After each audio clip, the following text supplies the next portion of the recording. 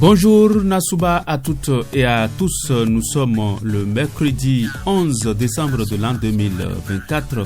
Marwan Sabizengi et Adif Lawani à la partie technique en direct avec vous, Prince Ernest. Quelles sont les mesures sécuritaires à prendre en vue d'assurer la protection des enfants en cette période de fin d'année dans vos localités, mesdames et messieurs? Dites-nous les réponses dans la rubrique Opinion ce mercredi en appelant en direct sur Radio Parakou à partir de 6h35 en nous envoyant aussi un message WhatsApp via le 00200 29 01 96 21 50 40. Vous pouvez aussi commenter au www.facebook.com Radio Parakou Info. Voilà autant de canaux qui vous permettront de dire votre opinion ce matin, mesdames et messieurs. Allez, ça ne fait que commencer et puis c'est parti pour Nassouba. Jusqu'à 8h30, nous sommes à votre service en matière informative.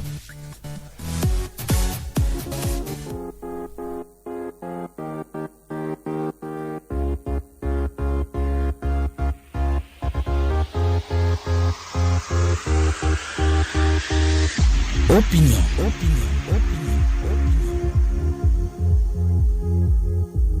Opinion, le débat citoyen sur Radio Parakou.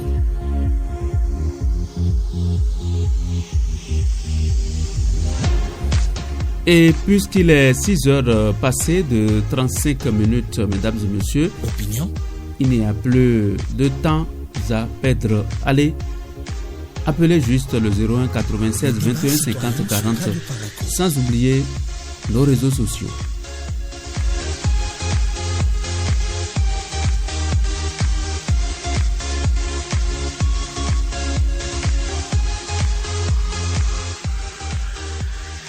En attendant, une chose, la pensée du jour, quand tout semble aller contre vous, rappelez-vous que l'avion décolle contre le vent et non grâce à lui.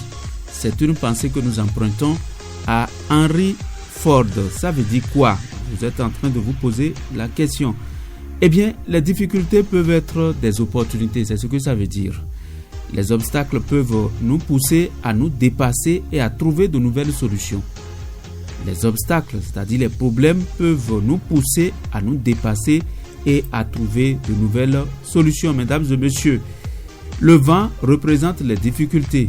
Le décollage symbolise le succès. Voyez-vous, en somme, cette citation, vous allez dire que nous encourage à adopter une attitude positive face aux différents problèmes que nous avons, auxquels nous sommes confrontés aussi, et à croire en nos capacités à surmonter ces difficultés.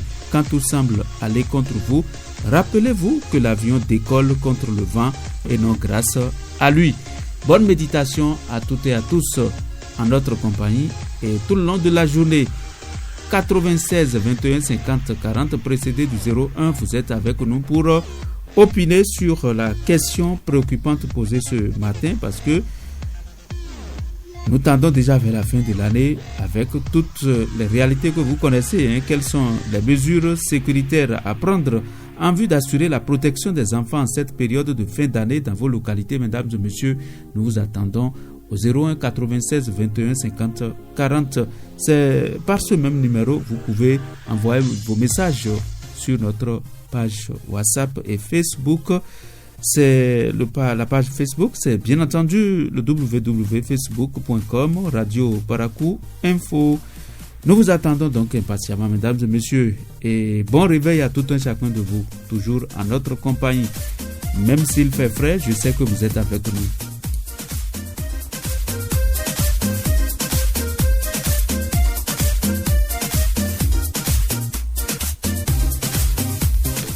Et déjà, nous avons le tout premier auditeur au bout du fil déjà avec nous. Bonjour, monsieur Oru Karaga. Oru Karaga, Angoudor. Angoudor, journaliste Wassabouke. Allez, votre opinion. Merci. Je voulais prononcer sur le sujet là rapidement. Comme je vois le sujet, ça s'apparente à notre sujet d'avant-hier quand on parlait des pétards. C'est ça. Pour sécuriser nos enfants, Oui. pour la fête de fin d'année, à partir de maintenant, il faut qu'on n'ait pas les donner de bons conseils. Parce que ce qui gêne souvent, c'est vers le temps là, vous allez voir si les motos, ils roulent, mais ils oublient que ils peuvent même être victimes de l'accident. C'est-à-dire ils oublient tout. Souvent, je vois que nos parents aussi nous sommes complices de ça. Parce qu'un enfant moins de 12 ans, bon, on l'achète la moto neuve. L'enfant même qui n'a même pas l'âge de réflexion, vous voyez la manière qu'il va, l'allure avec laquelle il va, là, vraiment, ça nous étonne beaucoup. Et à part ça aussi, quand on parle de la sécurité aussi des enfants, vous savez qu'il y a la santé aussi qui est inclus dedans aussi. Mais nos dirigeants qui nous gouvernent, est-ce qu'ils veulent aussi que nos enfants soient aussi en bonne santé? Allez aujourd'hui dans nos hôpitaux, les produits coûtent cher, on n'arrive même pas à les acheter. Et à part ça aussi, là où nous, paysans, on peut aussi trouver à vendre aussi nos produits avec de bons prix, on nous interdit. C'est-à-dire les gens qui ont des enfants aujourd'hui poussés à l'hôpital, les lits d'hôpitaux. Est-ce que c'est là aussi que soignent les enfants? C'est-à-dire que c'est des problèmes aussi pour les problèmes que nous vivons tous les jours que Dieu fait. C'est-à-dire nos cas, penser au bien-être aussi de nous et que nous puissions même s'occuper de nos enfants. Sinon, vraiment, ça ne va pas, quoi. D'accord. Merci beaucoup. Vous êtes resté dans le temps. 2 heures. Je dis 2 heures. 2 minutes pile. Ça fait plaisir de comprendre quand même que c'est Ourou Karaga. Nous attendons tous les autres toujours au même numéro 01 96 21 50 40, que vous soyez dans les collines, que vous soyez à Tchaourou et environ, Parakou et environ, Kandi et environ, Bembereke, Sinandé. Merci de nous appeler et de nous dire votre opinion, sans oublier Niki. Nous pensons également à tous ceux qui sont à Kandi, Banikwara, Malanville et pourquoi pas les amis de Kérou dans les deux capés. Nous vous attendons impatiemment. De l'autre côté de Djougou, vous êtes très nombreux à suivre les programmes de Radio Parakou tous les matins. Ce matin encore, vous êtes à l'écoute. Nati, c'est la même chose. Nous vous attendons impatiemment au 01 96 21 50 40 pour nous dire quelles sont les mesures sécuritaires à prendre en vue d'assurer la protection des enfants en cette période de fin d'année dans vos localités. Nous vous attendons impatiemment, auditeurs au bout du fil. Bien bonjour, Nassouba, et bienvenue. Nous avons un auditeur au bout du fil. Bonjour. Oui, bonjour. C'est depuis Banikwara, Biogawé Amadou. Biogawé Amadou, bonjour. Oui, bonjour. Nous vous écoutons. Oui, concernant le sujet du jour. Oui. Comment c'est un très bon sujet. Merci beaucoup. Maintenant, votre opinion. Vraiment, nous les parents d'enfants aussi, nous allons vraiment surveiller les enfants pour cette période de temps. Comment surveiller les enfants pendant cette période? C'est ça, surtout la question. Par exemple, ne laissez pas les enfants sortir comme ça en désordre, sans savoir où ils s'en vont. En dehors de ça. En dehors de ça, oui.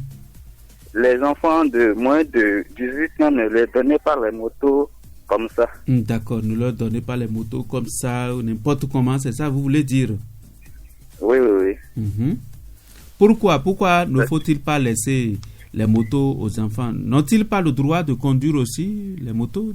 Oui, mais par exemple, ils ne savent pas comment circuler dans un monde. D'accord. C'est ça que je veux dire. Merci beaucoup, monsieur Biogawé Amadou. Saluez-nous, toute la population de Banikwara à l'écoute. Bien à vous et à très bientôt. 96 21 50 40, 96 21 50 40, précédé du 01. Nous avons déjà le 3e appel. Bonjour. Bonjour, cher ami. Oui, bonjour. Bonjour, comment allez-vous? On vous appelle comment? Yorokwa Nikez. Oui. Vous faites quoi dans la vie? Je suis un vendeur de crédit à MTN. Ah bon, et vous êtes à Nati? Oui. Comment va Nati ce matin? Ça va. D'accord. Dites-nous quelles mesures prendre pour... Mais pour ne pas perdre le temps, moi, je me exhorter les parents, les mamans et les parents, nous les hommes. Nous sommes les derniers temps de l'année 2024. Naturellement, dans 20 jours, c'est la fin de l'année. Pour tous les mamans, les cas bien surveiller les enfants. Ceux qui sont à 0 à 5 ans d'abord. Pour ne pas les laisser promener, même en allant de l'école. Nous sommes le temps de fraîcheur, ils peuvent aussi les accompagner jusqu'à les classes au niveau de l'école. Et des jeunes, je voudrais exhorter surtout des Asiens, des Laki qui sont des moyens un peu, payer les moyens roulants des enfants d'aller à l'école. C'est ça. Et leur donner aussi les conseils qu'ils ne puissent pas mettre chance. Par là, ils vont commencer par monter parce qu'ils sont bien. Il y a beaucoup de gens qui n'arrivent pas même à donner leurs voisins à manger. C'est ça. Et il faut souvent dire ça à l'enfant. Si dans ce monde, tous les droits ne sont pas égaux. Il ne faut pas dire que l'État a payé la moto, tu vas faire à lui vitesse pour aller te tuer. Et voilà. C'est ça. Donc c'est ça, moi je voudrais dire vraiment nos jeunes de faire aussi doucement. Si ton papa t'a aidé, il faut vraiment réfléchir et avoir utilisé ces moyens de roulant. Parce que c'est par là ça commence pour montrer comment tu serais demain. C'est bien noté. 96 21 50 40. 96 21 50 40. Bonjour. Bonjour, cher ami. Bonjour, monsieur le journaliste. Alors, votre nom, s'il vous plaît, bonjour. Depuis Garba Alassane. Garba Alassane, dis-nous, comment l'Harmattan, quelle est l'actualité de l'Harmattan à Kandi actuellement?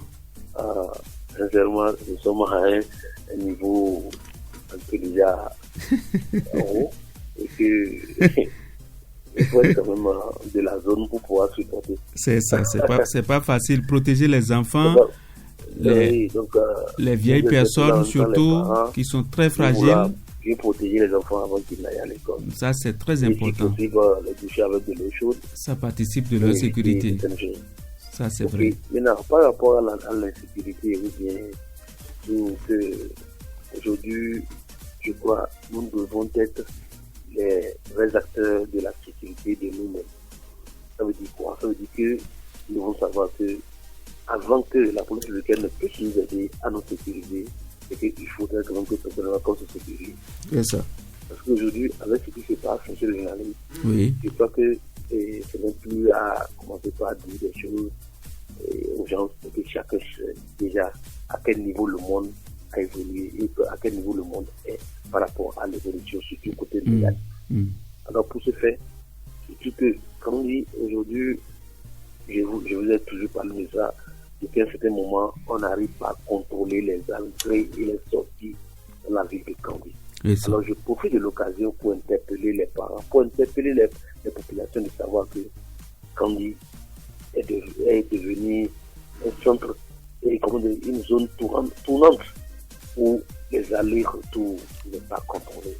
Nous avons des étrangers qui entrent, qui sortent et les autorités ne font pas le travail comme il le faut. Donc chacun n'a qu'à se protéger, chacun n'a qu'à parler de sa sécurité. D'accord. Merci beaucoup. Quand chacun balaie sa cour, tout le village sera propre. Hein? C'est de ça il est question. Dites-nous tout. Nous avons un auditeur au bout du fil. Bienvenue et bonjour. Oui, bonjour monsieur le journaliste. Bonjour, votre nom s'il vous plaît? Mon nom c'est Sabi Daré Sani André depuis Goumouri dans la commune de Banikwa. Sabi Daré, nous vous écoutons. Daré, j'ai dit, hein, Sabi Daré Sani André, je vous dis. D'accord. Ok. Nous vous écoutons. Merci d'abord monsieur le journaliste pour le sujet. Merci beaucoup. Oui, pour commencer, premièrement, moi, je voudrais que chacun de nous mette Dieu devant, c'est-à-dire nous allons prier Dieu pour que toute la famille soit en bonne santé. C'est ça, la prière. Que Dieu nous protège. D'accord. Et de plus, je demande, moi-même, je ne suis pas un parent, mais je suis un jeune enfant, garçon plutôt. C'est ça. Je voudrais que toute ma génération, en roulant moto, qui roule avec prudence. C'est ça. Et même si l'homme a l'habitude de boire sur ces derniers mois-là avec modération. Merci beaucoup. C'est tout ce que j'ai ce matin à dire. D'accord. La prière et la modération dans tout ce que nous faisons, c'est ça. Nous conseille Sabi Denré ce matin pour protéger les enfants. C'est bien dit et c'est bien noté. Nous avons un autre auditeur qui s'installe déjà. Bonjour. Bonjour, cher ami. Allô? Oui, je vous reçois. Votre nom, s'il vous plaît. Bonjour, Kondo. Alafia. Oh, c'est Aziz Togoubia. Aziz Togoubia, nous vous écoutons. Merci pour la passée du jour. Merci. Merci aussi pour le sujet aussi. Merci. Concernant la sécurité, comment faire pour sécuriser les enfants pendant cette période de fête de fin d'année. Malgré les lois qui protègent les enfants, les droits de l'enfant aussi, parce que c'est un droit qui va nous manier ça. Nous avons l'obligation, parce que les enfants, c'est nous qui sommes les parents d'abord, la première chose d'abord. D'abord, oui. Nos enfants, parce que chaque fois je le dis, ayons d'abord leur enfant de temps, ceux qui vont à l'école, ceux qui vont dans les centres d'apprentissage, ceux qui vont même au marché, oui. Tout ça là. Oui. Alors, Aziz Togoubia, oui. Si quelqu'un propose des bonbons, des cacahuètes aux enfants pendant cette période, quel comportement devrait avoir l'enfant? C'est là que je viens. D'accord, je vous écoute. Parce que quand on offre certains produits à nos enfants, je ne vais pas prendre. Moi, je connais des enfants aujourd'hui dans les écoles. Quand j'amène mes enfants à l'école, quand on leur donne des enfants plus 4 parce qu'ils ont eu une éducation à la maison. C'est ça.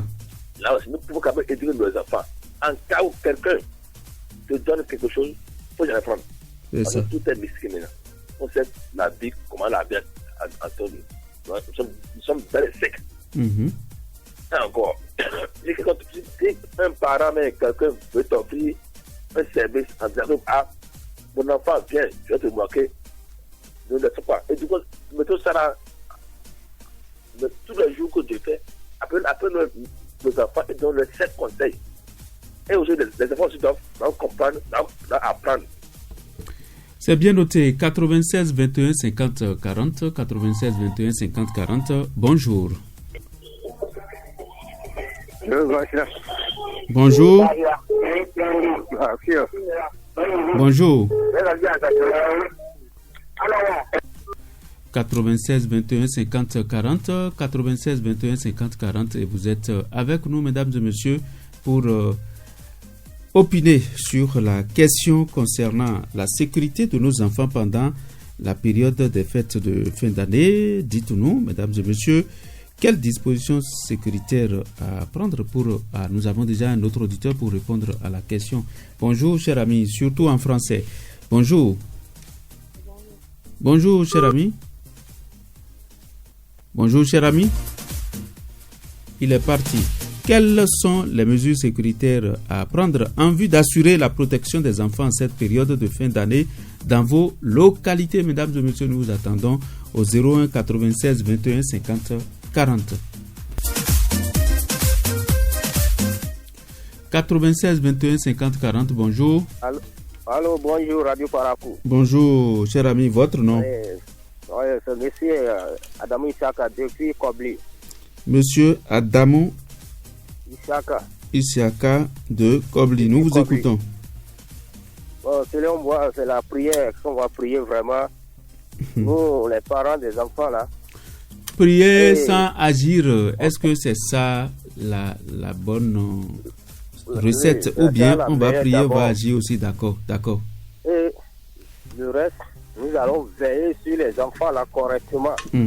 Surtout les voiles. Les grandes voiles, on doit veiller. Surtout pour traverser la voie. Oui. toutes les voies, on doit les surveiller. Les enfants ne doivent pas sortir, se promener, se balader en désordre comme ça. D'accord.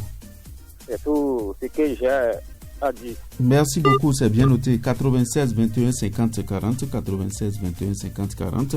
Nous attendons également vos messages. Quelles sont les mesures sécuritaires à prendre en vue d'assurer la protection des enfants en cette période de fin d'année dans vos localités respectives? Mesdames et messieurs, nous vous attendons impatiemment pour que vous nous apportiez des recettes que nous allons transmettre à toutes et à tous dans le cadre de la sécurisation des enfants. Nous avons un auditeur au bout du fil. Bonjour. Oui, bonjour, monsieur le journaliste. Bonjour, cher ami, votre nom?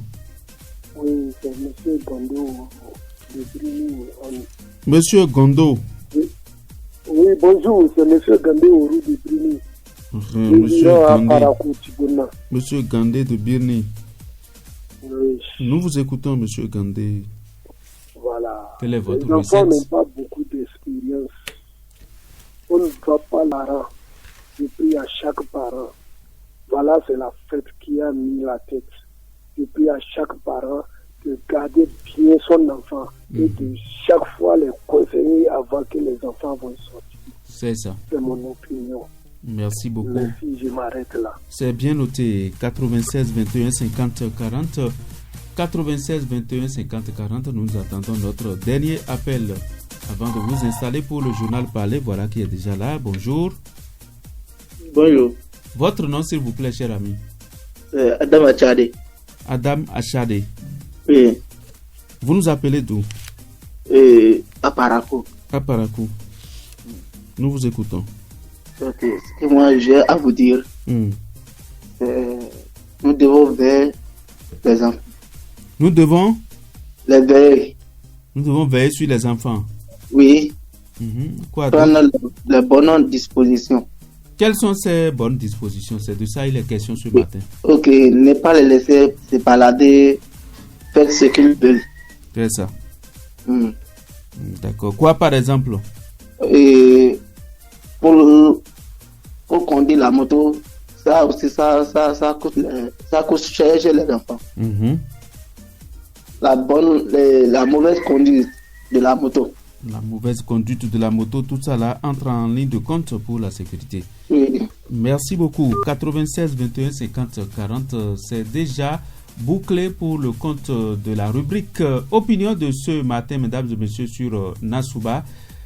Marouane Sabi-Zengui à la partie technique, Prince Ernest en direct avec vous. Nous sommes en musique en attendant le journal parlé dans 3 minutes.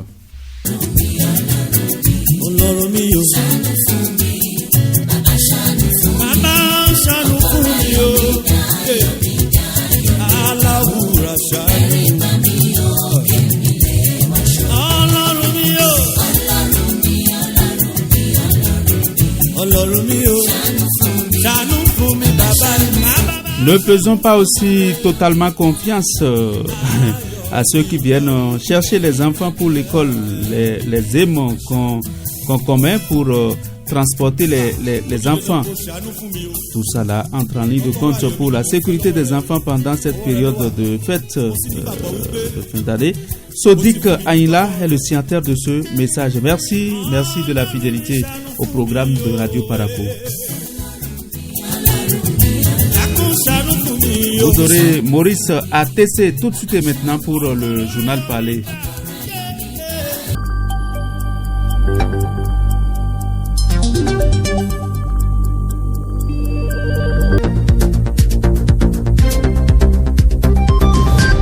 Le journal Maurice ATC.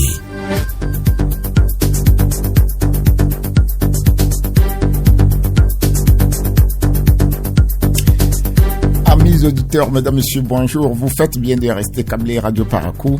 C'est l'heure de la première session d'information. Bienvenue.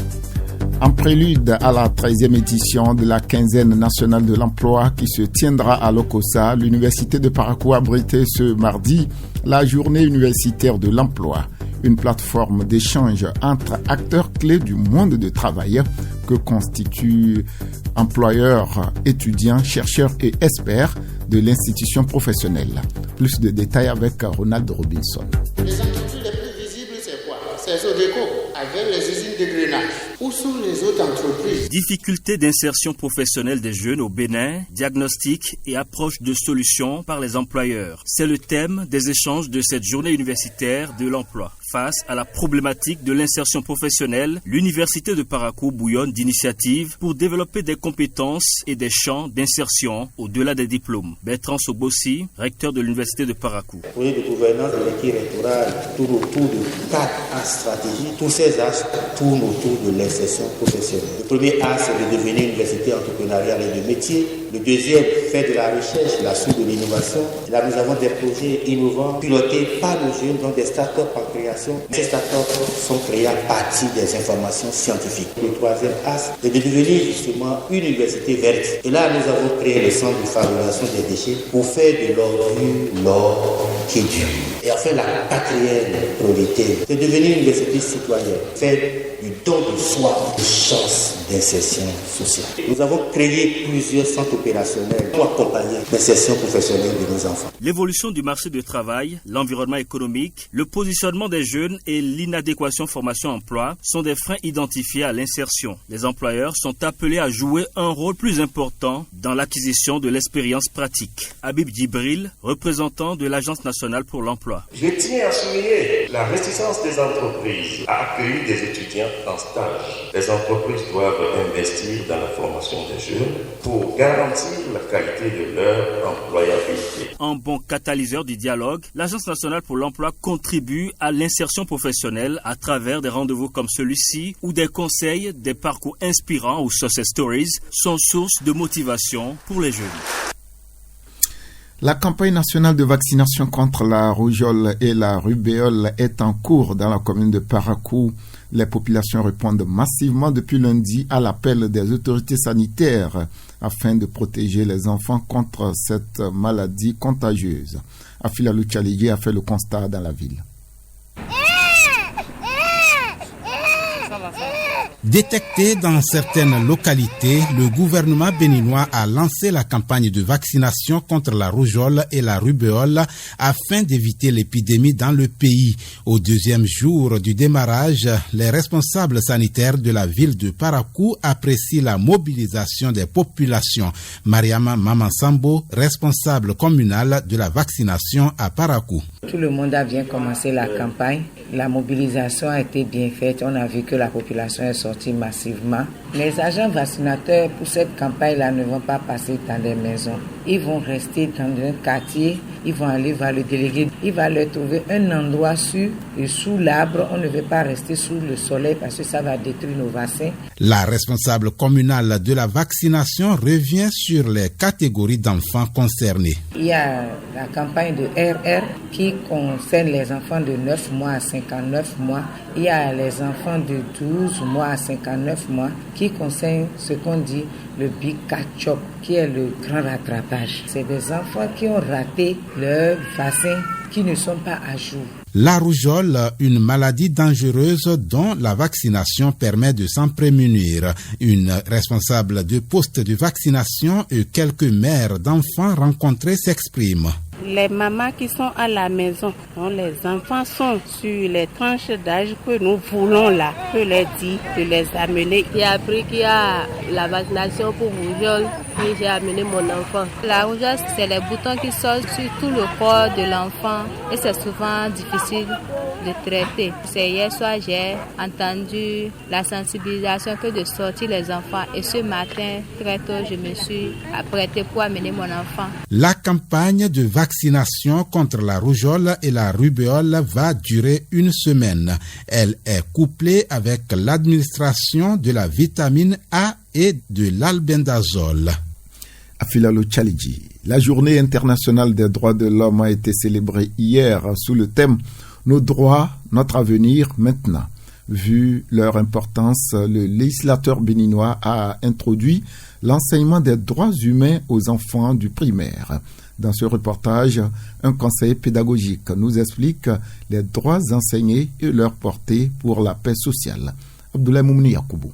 Le respect des droits de l'homme renforce la paix et la cohésion sociale. C'est pourquoi les éducateurs forment les enfants sur les droits humains à presque tous les niveaux, au primaire. Lafia Alassane, conseiller pédagogique.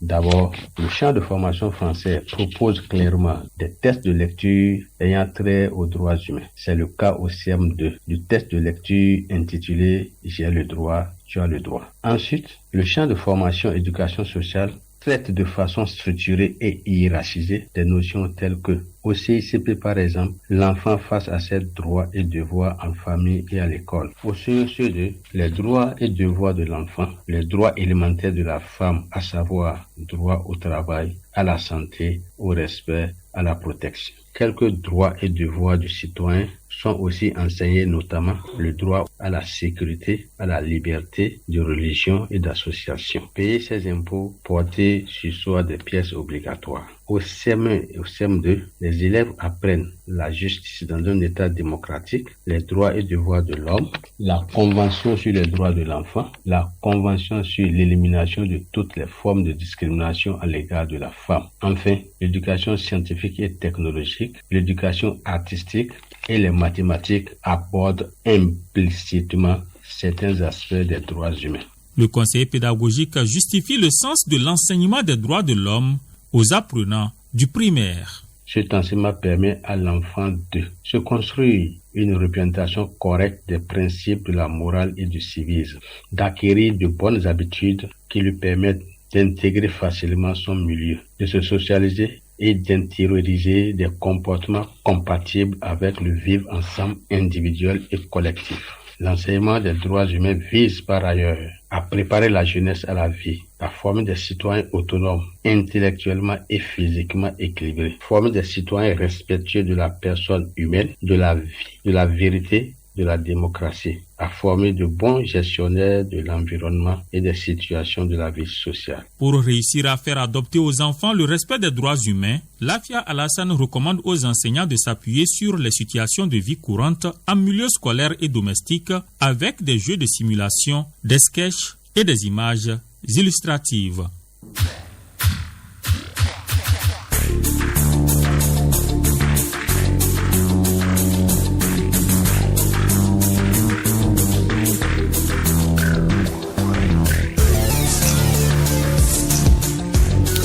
Vous l'avez compris, quelques brèves en interactualité. Au Sénégal, le maire de Dakar est déchu de son mandat parlementaire. Cette déchéance est effective en raison d'une condamnation pour homicide prononcée en 2017, confirmée en appel et validée en décembre par la Cour suprême. Le maire de Dakar a annoncé lundi dernier qu'il va déposer un recours, non pas pour retourner à l'Assemblée nationale, mais pour que les Sénégalais puissent voir eux-mêmes si les tenants actuels du pouvoir croient en l'état de droit, a déclaré Barthélémy Diaz ce lundi dernier. Détenu depuis plus de 5 mois et accusé d'opposition à l'exercice de l'autorité légitime au Mali. Donc, quelles sont les conséquences de la libération jeudi dernier des 11 cadres politiques de la déclaration du 31 mars qui réclament le retour à l'ordre constitutionnel? Néanmoins, les partis signataires assurent ne pas être inféodés aux autorités militaires et demandent la libération des autres prisonniers politiques. Certains ont déjà repris leurs activités politiques au sein de leur parti. D'autres se reposent en famille. Selon plusieurs de leurs proches, les 11 cadres politiques libérés vont en tout cas tous bien. Ils sont donc libres de se déplacer où ils le souhaitent et restent disponibles en cas de besoin pour la justice. En Ouganda, le procès de Kizza Besigye, figure emblématique de l'opposition, a une nouvelle fois été ajourné, repoussé, cette fois-ci au 7 janvier prochain. Enlevé au Kenya le mois dernier dans des circonstances polémiques, il a comparu ce mardi matin devant un tribunal militaire. Mais l'audience a rapidement tourné court. Son avocat principal n'a pas obtenu l'autorisation de plaider. Ce report a été motivé par le refus du Conseil de l'ordre des avocats ougandais d'accorder à Martula Kourouara, avocate principale de Kiza Bessigye, le certificat temporaire nécessaire pour assurer sa défense. L'opposant a affirmé qu'il ne pourrait pas poursuivre l'affaire sans sa présence, bien que celle-ci soit contestée par le Conseil, qui rappelle que son équipe compte déjà plus de 40 juristes. Des avions de chasse de l'armée française ont quitté le Tchad. Le détachement d'avions de chasse français basé au Tchad a décollé hier à N'Djamena, enclenchant ainsi le mouvement de retrait de l'armée française du pays suite à la résiliation de l'accord de défense annoncé le 28 novembre dernier par les autorités tchadiennes. 2 Mirage 2002 et un avion ravitailleur ont donc décollé à la mi-journée d'hier.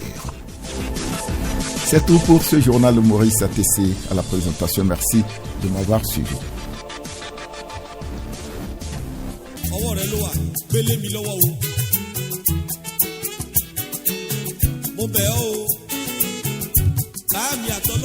Radio Parakou émettant de la cité des Kobourou, l'émission c'est Nansouba, mesdames et messieurs. Nous profitons de l'occasion pour vous souhaiter bonne matinée en notre compagnie. Nous pensons également à tous les natifs de ce jour à qui nous disons bon anniversaire.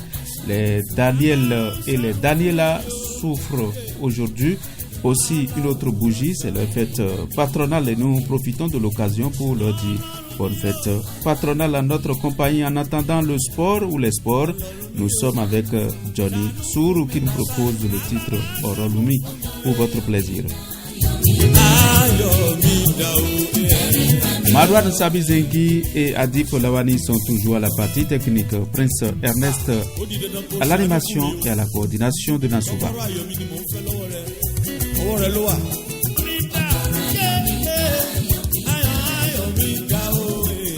Les sports sont présentés tout à l'heure par Abdoulaye Moumouni Yakoubou qui nous parlera de la natation.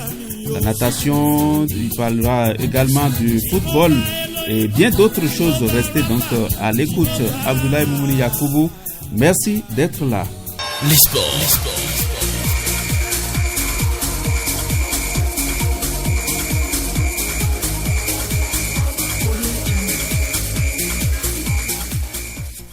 Les sports, bonjour sportifs de Radio Parakou. D'abord, natation mondiaux petit bassin 2024 à Budapest, en Hongrie.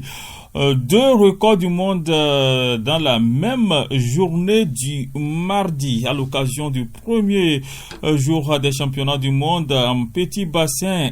Gritchen a battu le record du monde de 50 mètres papillon à 2 reprises lors des séries. Puis en demi-finale, l'américaine a claqué 2 temps canon, 24 secondes 02, puis 29-94. L'américaine a battu donc ce record du monde de 50 mètres papillon 2 fois dans la même journée pour la première fois le matin, puis de nouveau en soirée. Mardi au premier tour, en grande forme dès les séries matinales. Elle a d'abord pulvérisé l'ancienne marque en nageant l'arrêt-retour en 24-02. Le précédent record était de 2009, l'époque des combinaisons supersoniques, et était détenu par la Suédoise Thérèse en 24 secondes 38. De retour dans la Duna Arena en début de soirée, et puis pour la demi-finale, elle a cette fois-ci amélioré sa propre performance en 23 secondes 94. Il faut vous le rappeler, 3 athlètes béninois participent à ces mondiaux de natation à Budapest. Il s'agit de Yona Eliane Douillet, Oran Lawaldine Moreira et Emmanuel Jefferson Panou. Ligue des champions en Europe, Mo Salah dans le top 10 des meilleurs buteurs de l'histoire de la Ligue des champions avec le français Mbappé. Cette saison, les semaines ont tendance à se ressembler pour Mo Salah, décisif quasiment chaque match depuis l'entame. L'Égyptien âgé de 32 ans a frappé encore mardi à l'occasion de la 6e journée de la Ligue des champions. Le Pharaon, sans une sélection 58 buts inscrits sur penalty, l'unique but de la rencontre face à Girona en Catalogne 0-1, suffisant à Liverpool pour décrocher une 6e victoire en autant de matchs et s'offrir le premier billet pour les 8e de finale de cette Ligue des champions. Salah, 10e ex-aequo, dévancé par le français Mbappé en scorant pour la 16e fois dans cette saison en 22 apparitions. Mo Salah en a profité pour porter son total à 50 pions en Ligue des champions en incluant bien sûr les tours de qualification. Il s'offrait même le luxe de détrôner la légende italienne de l'AC Milan, Filippo Inzaghi, laquelle émarge au même nombre de buts, et ce avant de se faire dépasser au classement plus tard dans la soirée par le français Kylian, rejoignant lui aussi la caste des joueurs aux 50 réalisations en carrière après avoir ouvert le score pour le Real Madrid contre Atalanta. Par la même occasion, l'Égyptien a battu un record de Gérard. L'ailier des Reds égale la légende anglaise au rang des meilleurs buteurs sur penalty de l'histoire, de toute l'histoire de Liverpool en Ligue des champions. Et puis, on termine toujours sur le même registre par rapport à la Ligue des champions.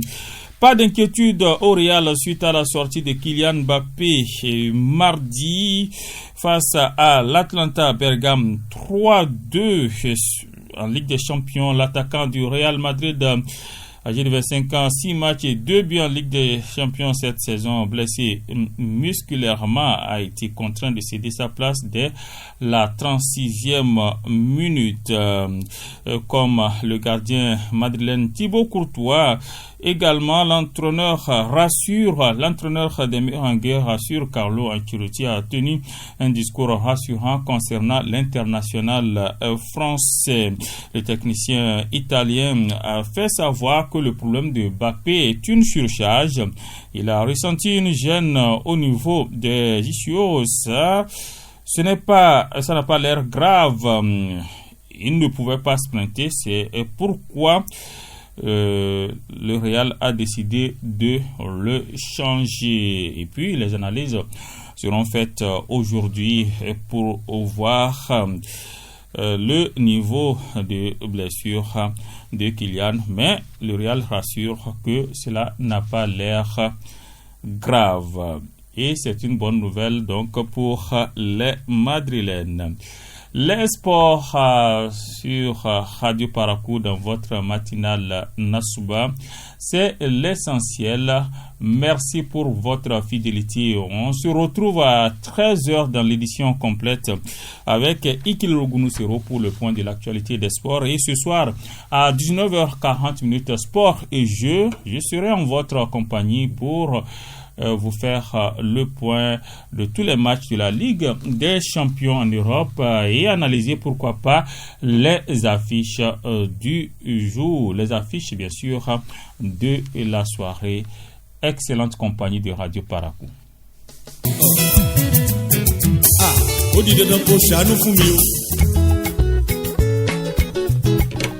Ami Mako, pour votre plaisir aussi, mesdames et messieurs, nous allons continuer Nasouba après les sports. Nasouba, c'est aussi les grands formats. Nous allons parler cette fois-ci avec Aziz Alagbe de la prostatite. Mieux comprendre le mal. Il n'est pas rare, mesdames et messieurs, d'entendre dans l'opinion publique que l'on souffre de la prostate. Une confusion que bon nombre de personnes font pour désigner ces maladies fréquentes chez les hommes. La prostatite et le cancer de la prostate, Mesdames et messieurs, c'est une infection ou l'inflammation de l'organe masculin appelé prostate. Environ 50% des hommes développent l'une ou l'autre de ces maux au cours de leur vie, d'où l'importance d'en parler. La prostate, la prostatite, mieux comprendre le mal, un magazine signé Aziz Alagui.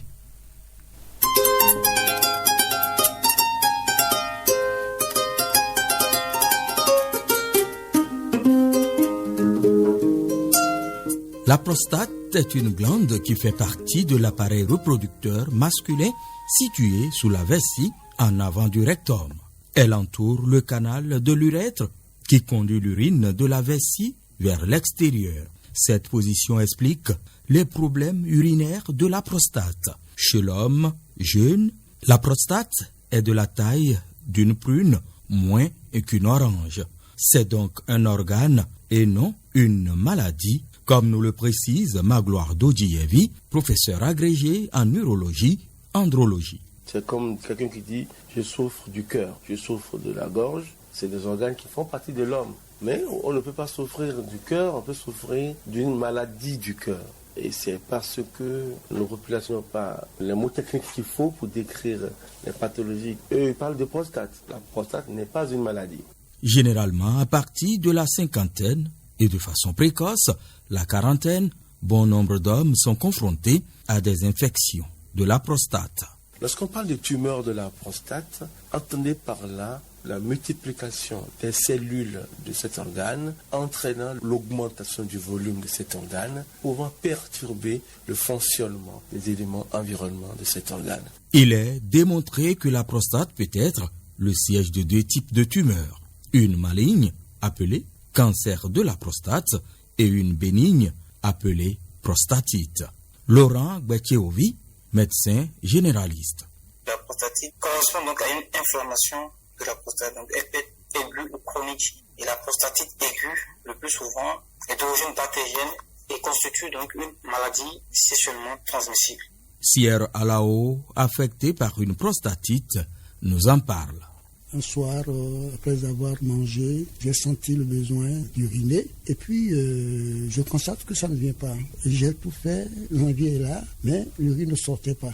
Et on est resté là de 21h et c'est vers 4h du matin, comme ça, qu'une petite quantité est sortie. Le lendemain, je me suis porté à l'hôpital. J'ai fait au plus 2 semaines, et rien que des comprimés. Et puis, ça a commencé par marcher normalement. Hormis la médecine moderne, celle traditionnelle s'essayerait également au traitement de ce mal, avec parfois des résultats probants. Jean est un naturopathe qui table sur la puissance des plantes contre la prostatite.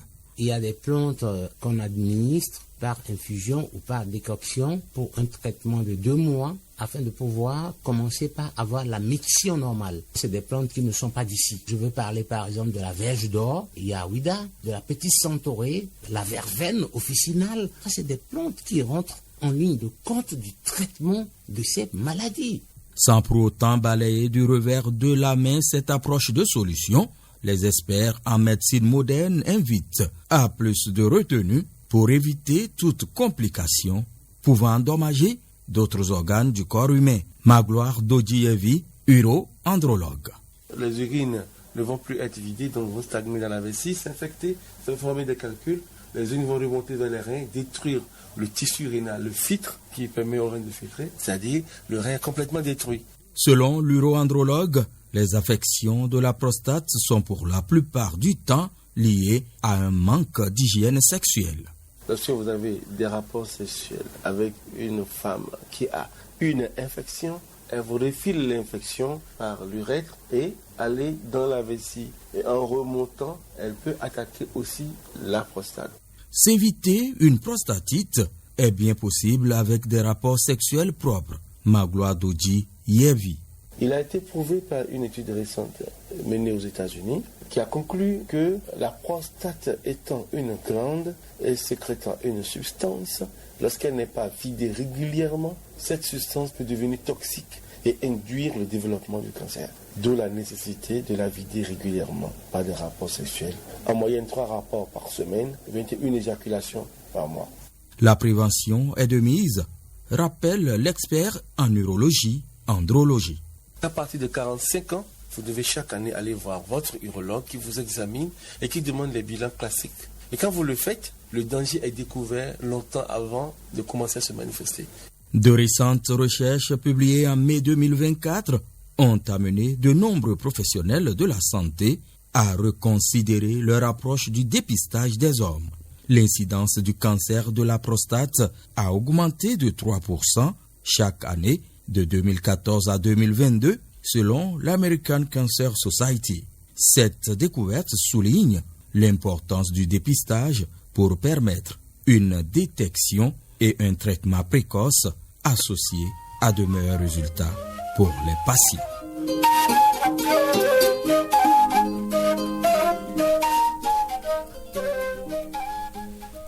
7h passées de 30 minutes, mesdames et messieurs.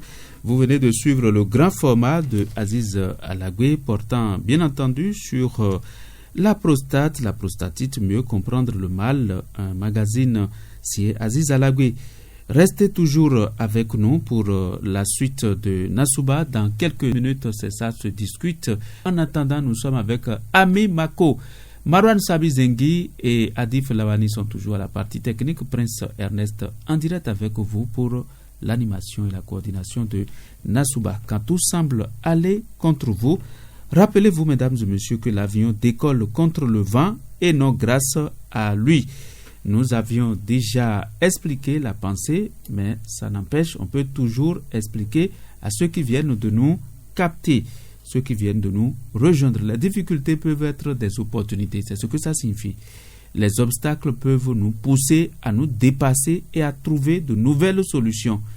Voyez-vous, le vent représente les difficultés, tout comme le vent peut rendre le décollage d'un avion plus difficile. Les difficultés peuvent entraver nos projets. Mais cela ne veut pas dire que nous allons baisser les bras pour dire bon, c'est la fin du monde, on ne peut plus rien. Malgré la résistance du vent, l'avion parvient à décoller et à atteindre son objectif, n'est-ce pas?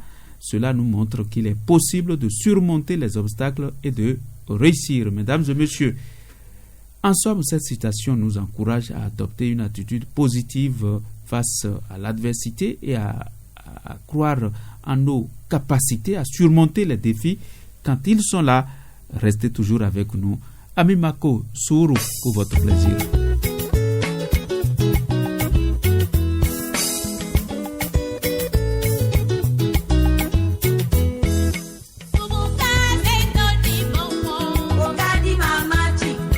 Ça se discute. Faites-vous une idée claire de l'actualité.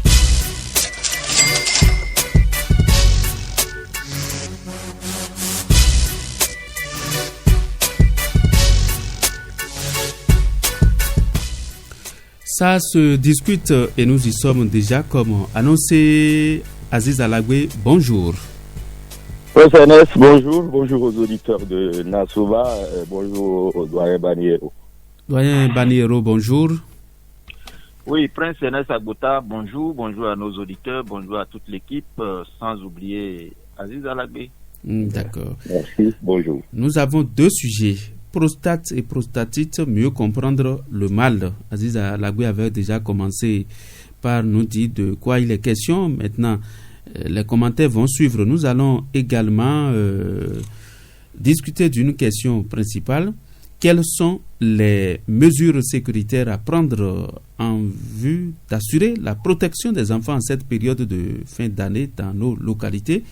Je crois que quand la question a été posée ce matin même, les auditeurs étaient très nombreux à nous appeler et à dire la recette. Il ne faut pas laisser les enfants prendre les motos et sortir n'importe comment. Il faut les surveiller quand ils doivent aller à l'école, quand ils doivent retourner aussi à la maison. Il faut être avec eux. Il faut de la modération dans tout ce que nous faisons parce que c'est la fin de l'année. Il ne faut pas être dans l'agitation, il ne faut pas être agité et aller renverser les enfants, des paisibles populations d'enfants qui sont régulièrement victimes d'accidents alors qu'ils ne sont pas encore mûrs pour conduire comme nous conduisons et ils sont naïfs et puis bon, au lieu de veiller sur eux, nous les ramassons et ils se retrouvent à l'hôpital. Beaucoup de choses ont été dites ce matin concernant la question quelles sont les mesures sécuritaires à prendre en vue d'assurer la protection des enfants en cette période de fin d'année dans nos localités. Alors, Aziz Alagwe, vous êtes un homme de terrain, un peu comme Mohamed Baniero. Dites-nous, quelle est la réalité actuellement en ce qui concerne la sécurité des enfants pendant cette période de fête de fin d'année dans nos localités?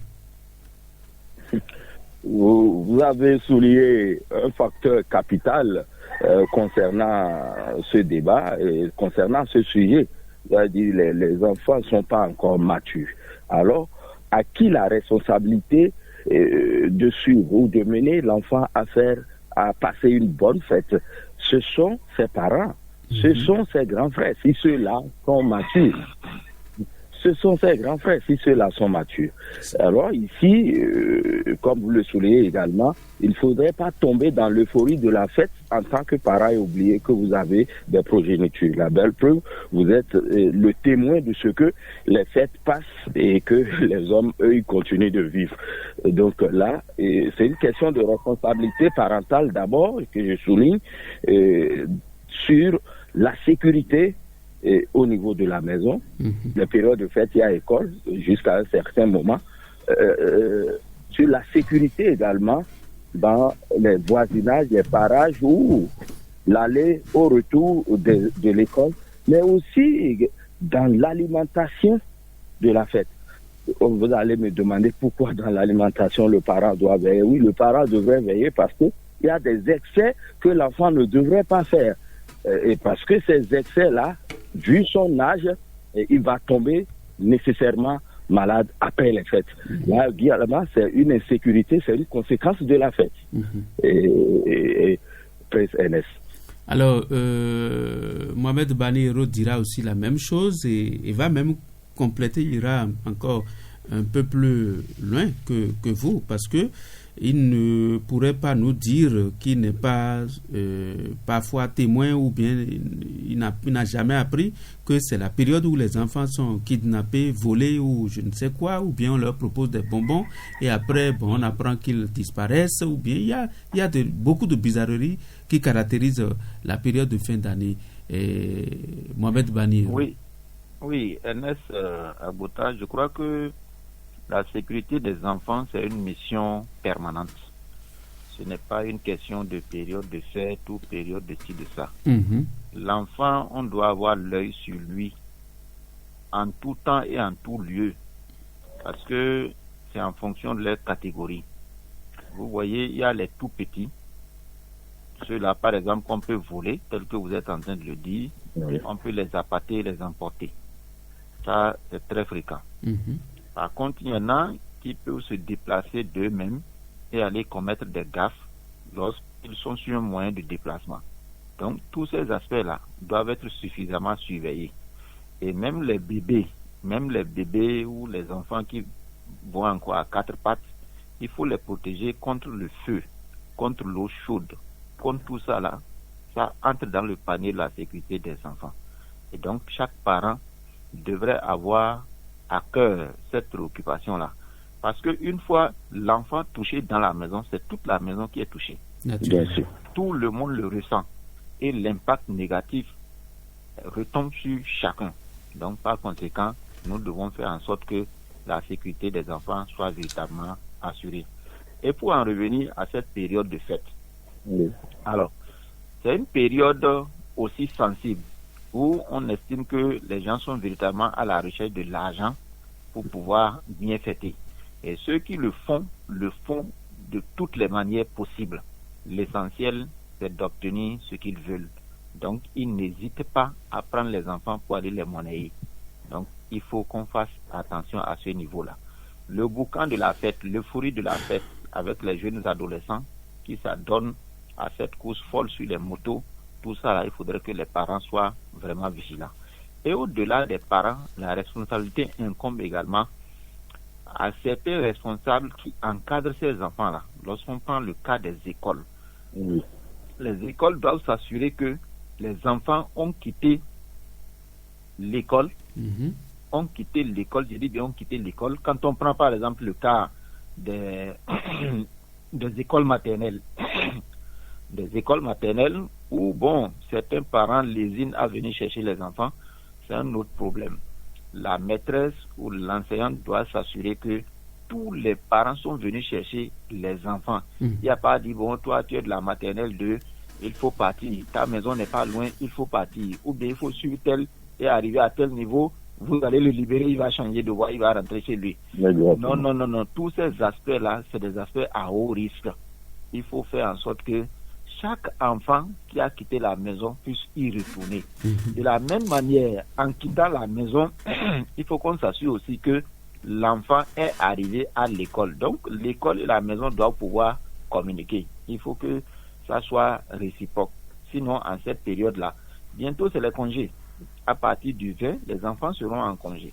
Alors, une fois en congé, les enfants sont parfois laissés à eux-mêmes. Je vais chez tel ami ou bien avec tel ami, on va jouer là-bas, on va s'amuser là-bas. Donc, le parent ne taille pas d'importance à ces mouvements. Là aussi, c'est extrêmement dangereux. Certains parents, en nous écoutant, vont dire, mais vous voulez qu'on les ait au dos? Comment on va faire? Non. C'est pas qu'on le leur dit, mais on attire leur attention sur le fait que ils doivent avoir l'œil, ils doivent veiller, ils doivent prêter suffisamment attention. Et même recommander aux plus grands des enfants, aux plus âgés, de surveiller les plus petits, ainsi de suite. Et comme ça, ça peut nous mettre à l'abri. Vous voyez, il y a des maisons, par exemple, où il y a des puissants majels. Lorsqu'on parle, il ne faut pas qu'on parle que de la ville. On parle aussi des zones rurales. Où tout le monde nous écoute. Sont abandonnés, c'est la période des champs. On laisse le feu à la maison, les parents s'en vont, on abandonne les enfants. Le puits n'est pas couvert. Bref, c'est compliqué. Donc, voilà un peu l'aspect que je voudrais d'abord évoquer. Aziz Alagbe, ces préoccupations sont des préoccupations d'ordre sécuritaire très très importantes. Vous avez la responsabilité de protéger les enfants, comme moi, comme Mohamed Baniero, et tout le monde a cette responsabilité. Nous, adultes, nous avons cette responsabilité. C'est pourquoi, devant les écoles, par exemple, on met des balises pour limiter la vitesse des uns et des autres, parce que quand nous prenons l'exemple de Parakou, c'est toujours le rallye, malgré les sensibilisations, les interdictions, tout là, c'est le rallye. Vous savez que entre ces balises-là, où on doit faire attention, où on doit aller le plus doucement possible pour permettre aux enfants de ne pas se faire ramasser, c'est là où on file encore maintenant, où on est pressé, on est très très pressé encore entre deux balises devant un établissement scolaire. Qu'en dites-vous?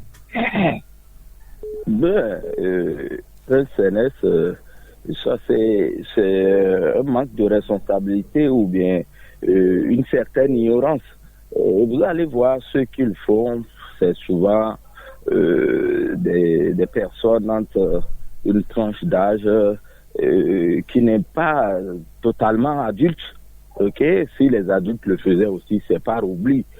Parce que j'ai un rendez-vous, j'ai pas quitté à temps, je dois aller à une consultation ou j'ai un malade avec moi, je dois aller vite, mais on ne se rend plus compte des balises, des chicanes et autres qui sont posées pour que vous ralentissiez le temps de quelques 10 secondes. Je dis bien 10 secondes. Ce n'est pas un arrêt obligatoire, c'est un ralentissement.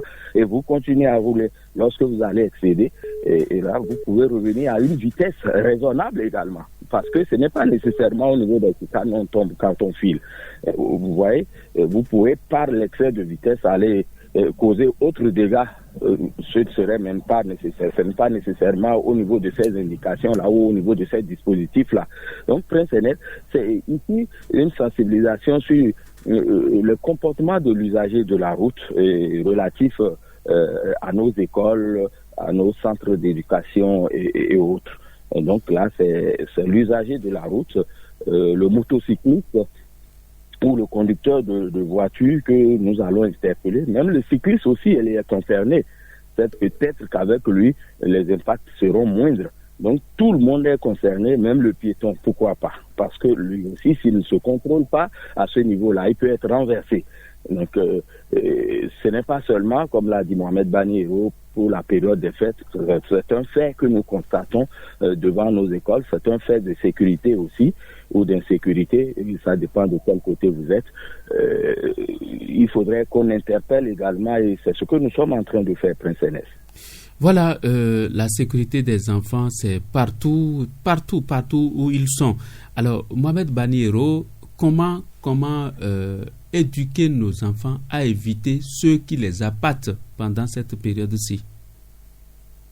Bon, chaque parent y va de sa manière. Mais l'essentiel, c'est d'abord de pouvoir parler à l'enfant. Il faut chaque fois, toutes les fois, parler l'enfant. Il faut le sensibiliser. Il faut lui dire, lorsqu'il est assis, lorsqu'on vous demande de faire ça, lorsque il faut adopter telle position. Il faut donner telle réponse. Surtout quand vous ne connaissez pas la personne. Quand vous ne connaissez pas quelqu'un, n'acceptez rien de la personne. Il vous donne des bonbons, ne la suivez pas. Des chewing-gums. Voilà. Ne la suivez pas. Quel que soit ce que l'intéressé va vous dire, on peut venir au nom de papa ou au nom de maman vous dire ceci. Papa dit de nous suivre, papa dit de venir là-bas, papa dit de t'amener ou maman dit de t'amener. N'acceptez jamais. Donc, il va falloir inculquer ça à l'enfant forcément. Et quand des situations comme ça arrivent, l'enfant peut réagir en criant ou bien en sollicitant le secours des autres pour montrer qu'il est déjà en danger. Là, ça va permettre de dissuader celui qui était en posture de pouvoir lui faire du mal. Et cet aspect-là, déjà, dès que l'enfant est psychologiquement préparé, ça va le mettre à l'abri de ces phénomènes. Et ça va l'amener, ça va lui permettre d'échapper, disons, à ces cas d'enlèvement-là. D'accord. Ça, tous les parents doivent pouvoir travailler à ça. On ne fait qu'attirer leur attention sur le fait. Voilà. Alors, Aziz Alagbe, c'est aussi pendant cette période-ci où les enfants manipulent beaucoup les pétards, ils font tonner des pétards partout. Et quand on le fait, non seulement on expose son environnement, mais on est aussi exposé soi-même parce que avec les pétards, c'est beaucoup de choses concernant la sécurité. Oui, effectivement, après CNS, c'est une période où malheureusement il y a souvent ces cas d'accidents ou d'incidents qui permettent plus à la famille de fêter, parce qu'un pétard, quand ça vous claque sur la main ou dans les mains, c'est autre chose. Et pire, lorsque ces produits chimiques-là tombent dans les yeux lors de l'explosion, c'est un danger, c'est un risque de cécité. Assez de cas ont été enregistrés et malheureusement, je dirais, cette période de fête fait encore l'objet de cette distraction qui, entre-temps, il n'y avait pas une sensibilisation. Moi, je sais qu'à l'époque où nous utilisions les pétards, il y a 30 ans en arrière, 35 je peux dire, il n'y avait pas une sensibilisation et ça se vendait un peu partout. Vous avez de l'argent, vous pouvez en acheter. Il y a certains parents qui en achetaient même pour amener aux enfants. Mais là, l'usage est bien contrôlé. C'est souvent des pétards qui ne sont pas très très dangereux comme ceux qui sont fabriqués ici actuellement à cause de l'évolution technologique. Donc, ces pétards, on les utilisait, il n'y avait pas de raison. Mais cette fois-ci, la sensibilisation se fait, mais malgré ça, on constate la présence de ces instruments ou de ces objets de fête. D'abord, je ne veux pas parler de la sécurité de l'usager, mais vous savez que nous sommes dans une période d'instabilité et ça peut embrouiller le système de sécurité ou le système de défense. Un pétard hautement dynamité peut inquiéter le système de défense. Et là, c'est une désorganisation. Si ceci doit être fait 1, 2, 3 reprises, mais là, le système de défense ne saurait se déclencher à temps réel lorsque l'événement serait vrai. Voilà. Il faudrait qu'on attire l'attention de nos parents qui laissent les enfants encore utiliser ces objets de fête. Hormis ça, je parlais des accidents. Lorsqu'un enfant perd une main, vous savez que c'est déjà un obstacle pour le développement de sa propre famille. pour sa propre réussite également. En tout cas, les parents sont à l'écoute et nous les interpellons, nous attirons leur attention, on fait tout, on les sensibilise et puis bon. Oui, parce que ce sont des objets, lorsque vous lisez correctement, ce n'est pas fabriqué au Bénin. Comment est-ce que ça entre? On sait qu'on en a plus besoin et on laisse entrer. Certes, nos frontières sont poreuses. Merci beaucoup. Merci pour ces informations, Aziz Alagwe. Je ne vous coupe pas, mais c'est le temps qui nous coupe. Alors, vous avez dit dans votre grand format qu'on ne dit pas prostate quand on souffre de la prostatite ou du cancer de la prostate. De quoi s'agit-il très très rapidement parce que nous sommes pratiquement à la fin de la soirée. Bon, rapidement, c'est que c'est un abus de langage, tel l'a dit le spécialiste dans le magazine. C'est pour ça que nous avons introduit par là. C'est pour attirer l'attention des uns et des autres que la prostate, que c'est une glande, c'est un organe, mais la prostatite ou le cancer de la prostate, c'est les maladies liées à cette glande-là. Alors, comment éviter ces maladies, Mohamed Baniero? Vous avez suivi aussi le grand format. Comment éviter ces maladies? Bon, les maladies liées à la prostate. Je voudrais d'abord revenir sur le vocable là, que ce soit prostate, prostatite, cancer de prostate et tout ça. On fait allusion à un mal extrêmement dangereux. Très très dangereux, et pour le prévenir c'est d'aller se faire consulter chez l'urologue une fois que vous bouclez les 45 ans. C'est ça. Donc, moi je pense que c'est la meilleure solution parce que ça a laissé un souvenir amer à beaucoup de personnes, dont moi par exemple. On a perdu des parents qui nous sont chers par ce mal là, et finalement vous découvrez que les urines ne sortent qu'au compte-gouttes et puis le bas-ventre est ballonné. Conséquence, ça atteint un niveau donné, l'intéressé est irrécupérable. Donc, pour nous éviter ces désagréments-là, allons nous faire consulter. Ça ne vaut rien, ça ne coûte pratiquement rien. Le plus tôt possible. Quel que soit le coût, la vie est plus chère que ça. Merci beaucoup à vous, Mohamed Baniero. Merci à vous, Aziz Alagwe. Infiniment merci à tous mes techniciens de l'autre côté de la baie vitrée, Marwan Sabizengui, Adif Lawani. Moi, c'est Prince Ernest Agouta. S'il plaît à Dieu, nous nous retrouvons encore demain pour un autre rendez-vous de Nasouba. Nos émissions se poursuivent. À très bientôt.